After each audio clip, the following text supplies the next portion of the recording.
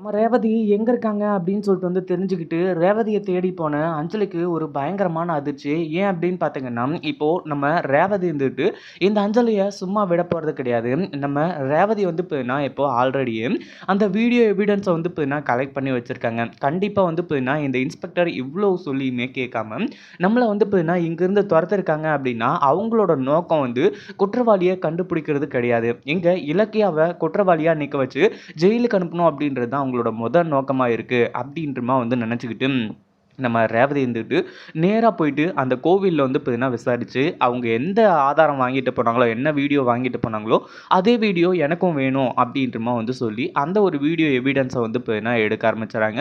அதை எடுத்து தான் இப்போ இந்த அஞ்சலி கிட்ட காட்டுறாங்க. இந்த அஞ்சலிக்கு இது சரியான அதிர்ச்சி தான். அதுக்கு முன்னாடி என்னவெல்லாம் நடக்குது அப்படின்னு சொல்லிட்டு பார்க்கறதுக்கு முன்னாடி, இப்பதான் நம்ம சேனலுக்கு ஃபர்ஸ்ட் டைம் வரீங்க அப்படின்னா, கீழ இருக்க சப்ஸ்கிரைப் பட்டனை பிரஸ் பண்ணிக்கோங்க. இப்போ இந்த அஞ்சலி அதாவது இங்க நம்ம இலக்கியா வெளிய வந்தாலும் இவளுக்கு ப்ராப்ளம் தான். அதே மாதிரி இப்போ யாரு எப்படி நடந்தாலுமே இந்த அஞ்சலிக்கு இப்போ மிகப்பெரிய ஒரு ஆபத்துல தான் உட்கார்ந்துட்டு இருக்கா.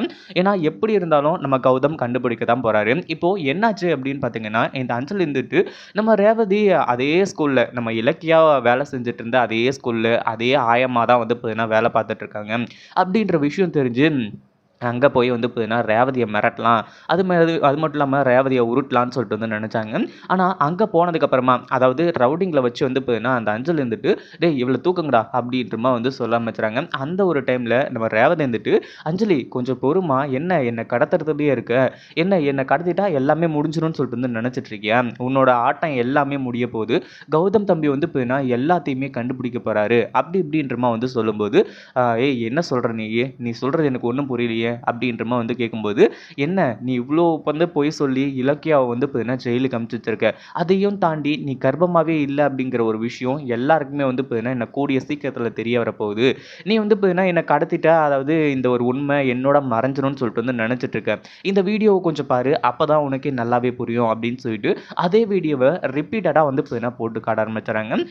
"என்ன ரேவதி, நீ இதே வீடியோ காட்டினா நான் பயந்துருவேனா? உன்னை விட்டா தானே இப்ப நீ போயிட்டு போலீஸ் கிட்டயோ இல்ல கௌதம் கிட்டயோ சொல்லுவ" அப்படின்றமா சொல்லும்போது, ஐயையோ அஞ்சலி, இந்த வீடியோவ நான் எடுக்கும்போதே, அதாவது இந்த வீடியோவ நான் கௌதம்க்கு, அது மட்டும் இல்லாம எனக்கு தெரிஞ்ச எல்லாருக்குமே அனுப்பிச்சிட்டேன் அப்படின்ற மாரி சொன்ன உடனே பக்கத்துல இருந்த இன்னொரு ஆயம்மாவும், இங்க பாரு என் ஃபோன்லயும் இருக்கு பாரு. நீ அந்த ஃபோன்ல டெலீட் பண்ணா இந்த ஃபோன்ல இருக்கு. இந்த ஃபோன்ல டெலீட் பண்ணா என்னோட பையன் ஃபோன்ல இருக்கு."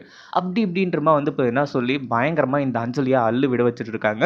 ஒரு பக்கம் இப்போ அந்த ஒரு வீடியோ எவிடன்ஸ் நம்ம கௌதம் கிட்ட சிக்கிறதுனால அது ஒண்ணே போதும். அதே சமயம் நம்ம ரேவதியையும் இதுல சிக்க வைக்கணும் அப்படின்னு சொல்லிட்டு நம்ம கௌதம் கொஞ்சம் கூட நினைக்கவே இல்ல. இந்த அஞ்சலியோட முழு சுயரூபத்தையும் கண்டுபிடிச்சாலே போதும். அதுக்கப்புறம் ஈஸியா வேலை எல்லாமே முடிஞ்சிரும். இங்க நம்ம இலக்கியா தப்பு பண்ணல. அது மட்டும் இல்லாம ரேவதியும் தப்பு பண்ணல அப்படின்னு சொல்லிட்டு ஈஸியா கண்டுபிடிச்சு நம்ம இலக்கியாவ வெளிய கொண்டு வந்துருவாங்க. இத பத்தி நீங்க என்ன நினைக்கிறீங்க? அந்த வீடியோ புடிச்சிருந்தா லைக் பண்ணுங்க, ஷேர் பண்ணுங்க. இப்பதான் நம்ம சேனலுக்கு ஃபர்ஸ்ட் டைம் வரீங்க அப்படின்னா சப்ஸ்கிரைப் பண்ணிக்கோங்க.